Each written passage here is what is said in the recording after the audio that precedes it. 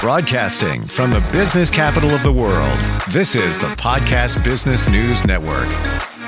And welcome back, everyone. This gentleman always gives us a different perspective through the eyes of science, and with good reason. He's dedicated his life to science, everywhere from eureka moments involving social phenomena to making discoveries right down to harnessing the power of AI. And his memoir, by the way, yes, he's a writer, so very well received. Footprints in the Chaotic Unknown is the name of that book, and pretty much says it all. Every time we get together, we gotta admit, there's a lot of chaos in our world, and much of it is unknown. He's our professional of the year. He is Grant Venerable, joining us once again. Hey, Grant, how are you? Fine. How are you doing, Steve? Doing great. And we've talked about in the past your move from the East Coast to the West Coast, which is pretty much where you began, where your family began, and now you're back home, not in the same spot, about 100 miles away or so, but that's right. Yeah, you're back there. It's making lots of realizations too. But I'm back in the same reality zone. The time reality is a little different. That's what I probably want to talk about. We're talking about the same geographical space. However, the time space has shifted in many ways. It's shifted so that it gives us a paradoxical experience of reality. I'm catching up with that as I too slowly it feels to me, unpack my boxes. I've never had to deal with this. I've always had friends who would help me with this. I've moved from a space that's twice as big as where I am now.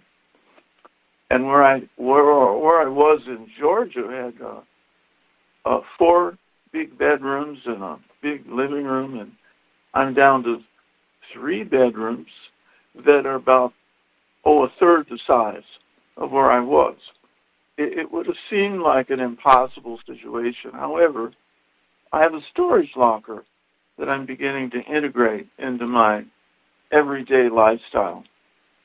However, the last 2 days have been truly instructive about the reality in which people across planet Earth are living, particularly people in our own national reality, the United States of America, and all of its historic culture, all of its achievements. And technology has been the real tipper that has pushed us into speeding up reality. Nowhere was it the way it was when I was growing up in Los Angeles. L.A. was a city of 1.5 million people. It was like a group of small towns, and everyone lived in their own small town. And these towns were actual communities where people knew one another. They were supportive of one another. I lived in that small town around the campus of USC, the University of Southern California, which was a much smaller university then than it is now, which is one of the great wealthy powerhouse universities of today. The neighbors knew one another, or they knew about one another back in the 1940s, 50s, and then things changed in the 60s. What's happened to me is, in a way, an alternate state of reality. It's quite surreal what I'm experiencing. What I want to suggest to you, Stephen Harper, is that the boxes I'm unpacking, and there's many boxes, they're stacked up about 7 feet tall in my living room. It's about a 20 by 18-foot living room, pretty good-sized living room. for an apartment in the desert in a fairly modern community. The other thing I need to tell you is that I live basically, well, not right on, but I might as well live right on a military reservation. I wasn't really expecting that when I got here. I'd heard some things about it. My sister has bought land in this area, 29 Palms. But 29 Palms is the location of the largest American Marine base. The biggest Marine base in the world is just about 6 miles from where I live. That base, which is, of course, in the jurisprudence and the influence of the United States Department of Defense, is quite a paradoxical reality. I'm saying that it's counterintuitive. I had to move here to find that about. Are you with me so far, Stephen? I'm with you, and I can very much remember and relate to all the boxes from moving. No matter where you go, what you do, you typically you have those boxes for weeks, if not months. Some people years by the time you dig into them. Yeah. Well, I need to get at some personal items that are packed with larger items like books. And I found one of those personal items yesterday. It was a big, wonderful. Now, they're simple little items.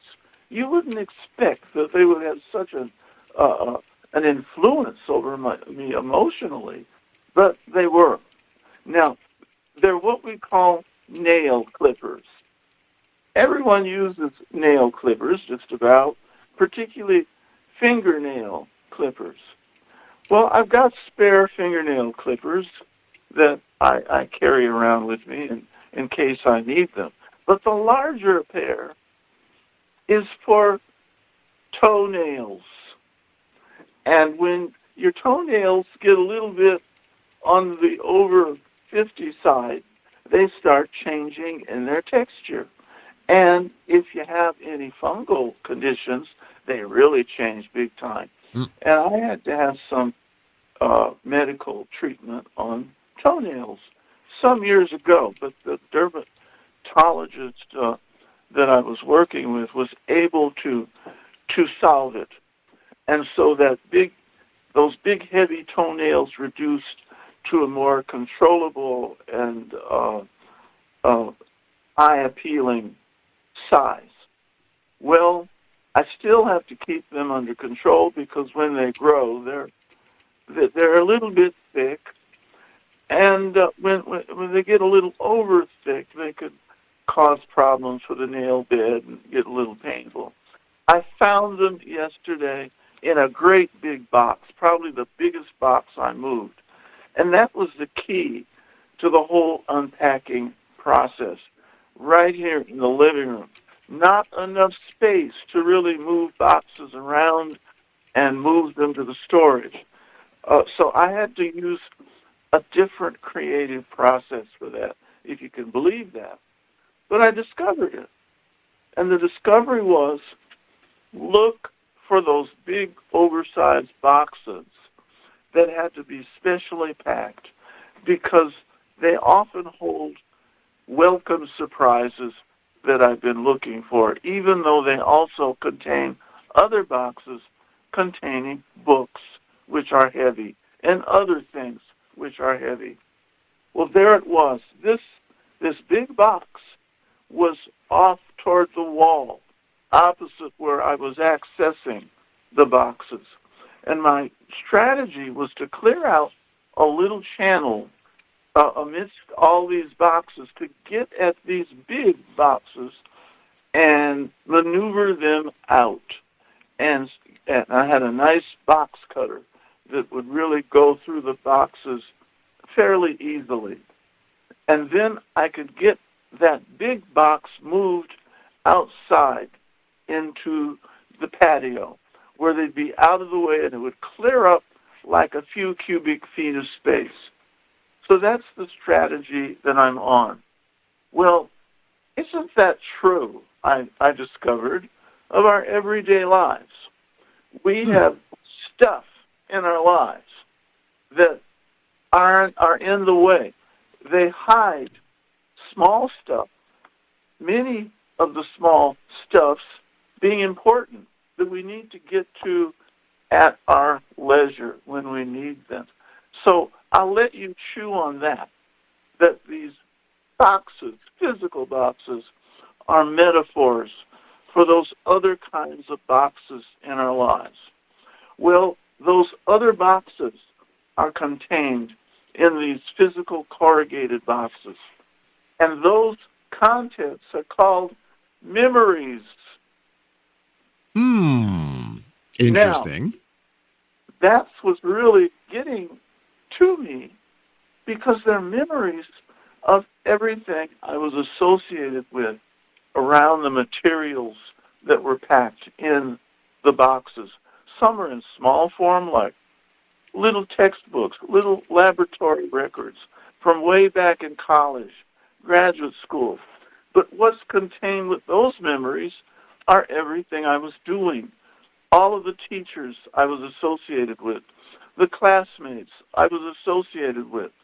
And what's happening for me is the unpacking process is giving me a new picture of my existence, which one can lose sight of if one doesn't have a regular, refreshing memory about them. Memories which in later years can be crucial to getting the greatest success and health out of those later years.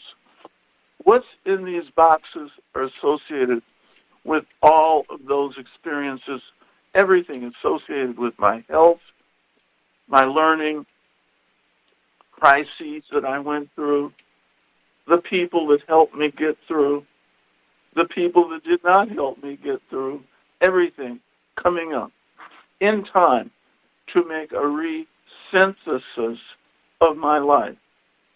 And in fact, just this morning, as I was preparing for this interview, I realized my brother and sister are both away. My brother lives with me in this lovely apartment, a modern two-story Mediterranean villa-style apartment.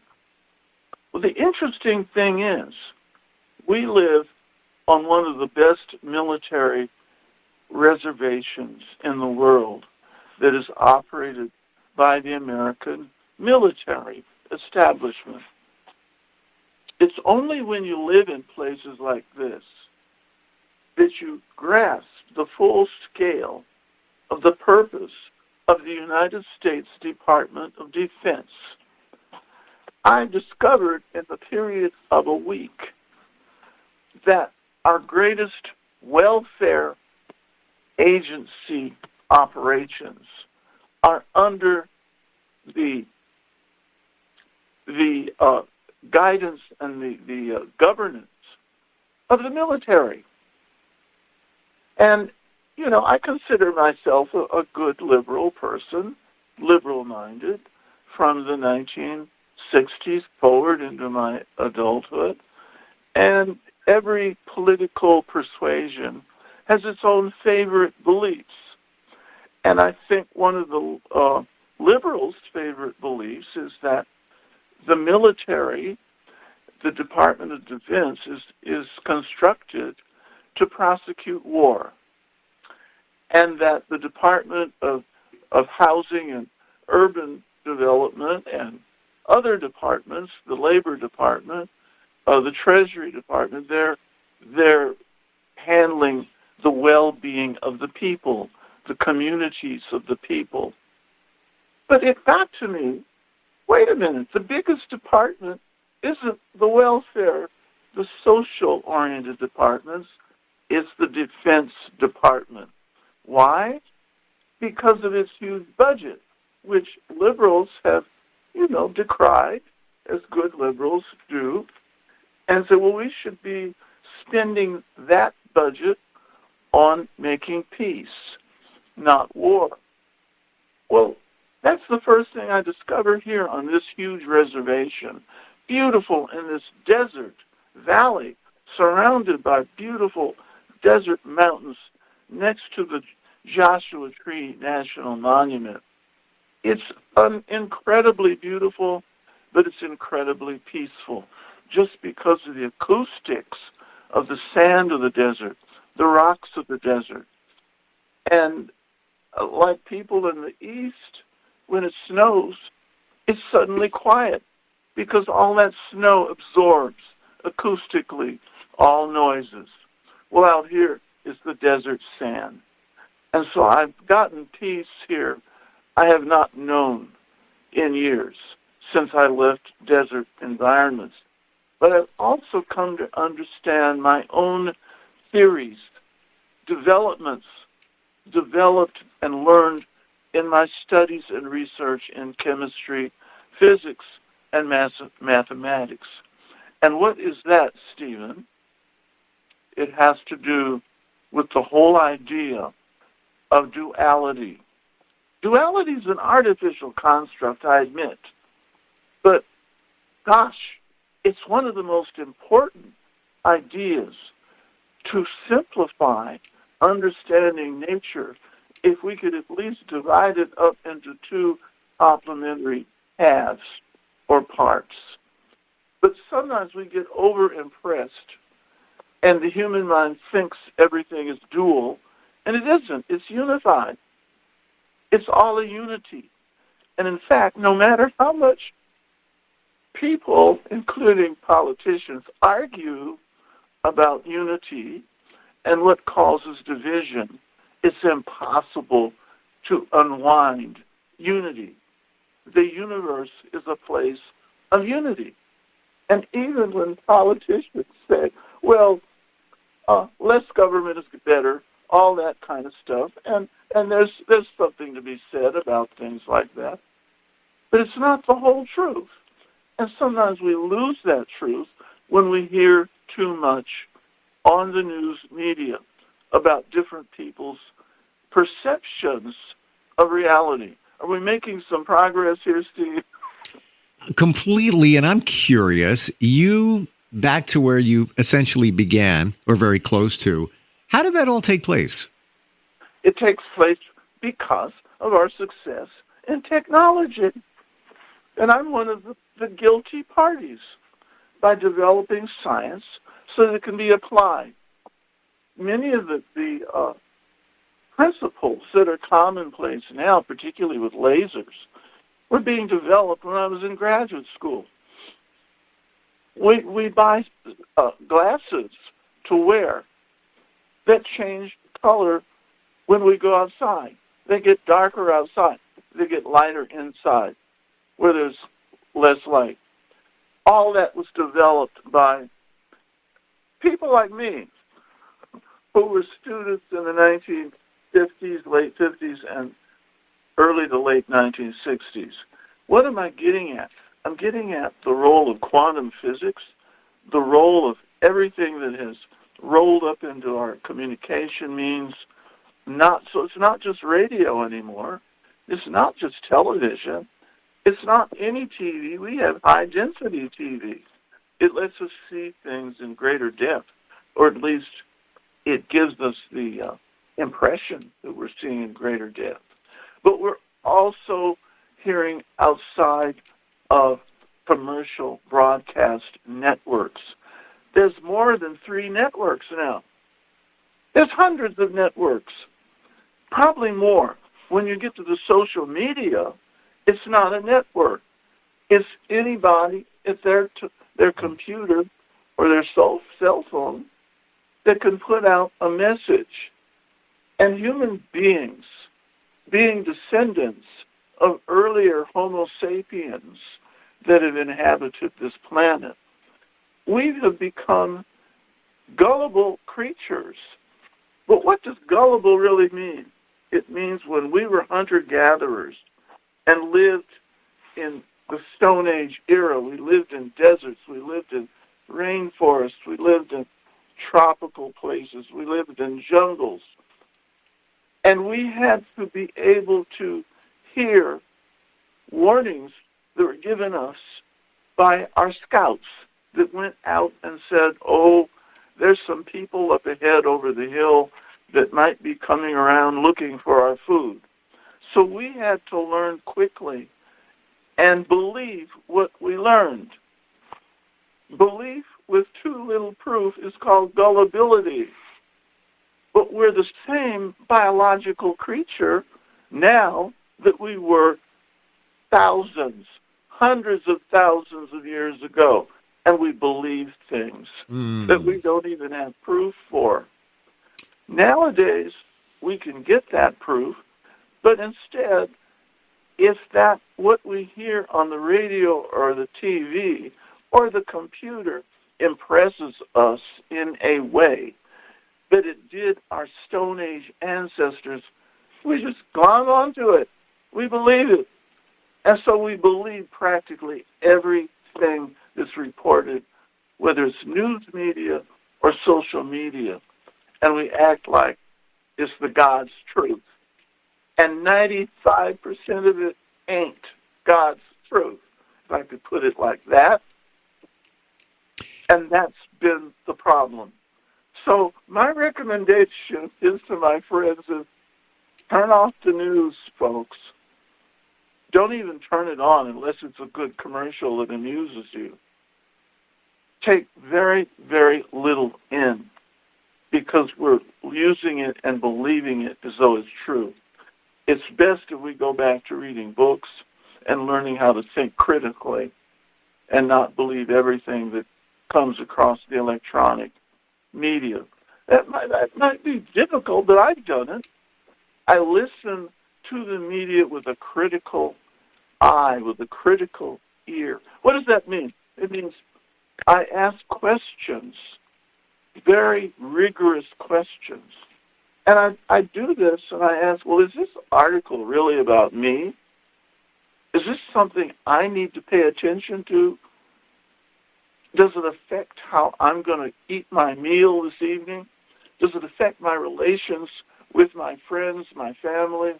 And if the answers are no, I move on to the next article, which is easy to do on a news feed on the computer. And I say, oh, that's not even interesting. So I move along. I think that's the most important thing we could get across today. Stop listening to what you usually listen to, and certainly stop believing. And your brain will clear of the fog that is picked up. Pick up a good book of poetry or a book of literature, a good novel, and let that cleanse your brain like cleaning solutions do, or cleanser does on the sink.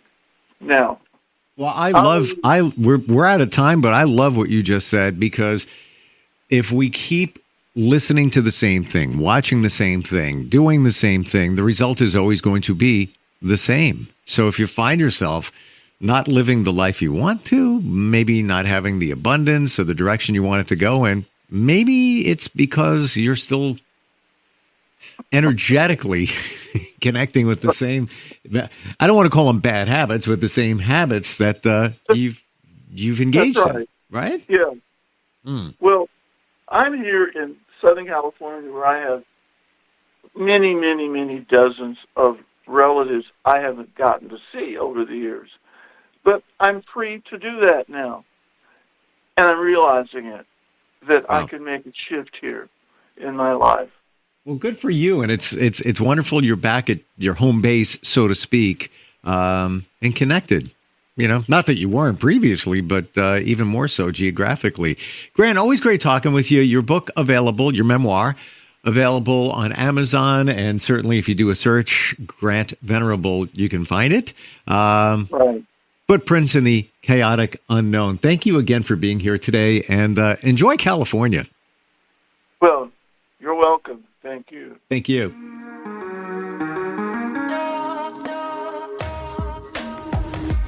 Broadcasting from the business capital of the world, this is the Podcast Business News Network. For nearly 2,000 severely injured veterans, everyday life has become filled with barriers. Day-to-day simple tasks can become pretty daunting. I have to carry my chair up 2 flights of steps or have somebody do it for me. What scares me the most is just the falling. When I'm struggling with my house, I think, to have that one great barrier just knocked down, it's crucial. Home for Our Troops is a wonderful nonprofit that builds a mortgage-free, fully adaptive, handicap-accessible house. And there's no catch. It'll be our very first home that we've ever owned. This is a game changer. This is where your life begins again. We need you to join us in completing this important mission. Please visit hfotusa.org and help build homes and rebuild lives. Because of you, everything's going to be okay.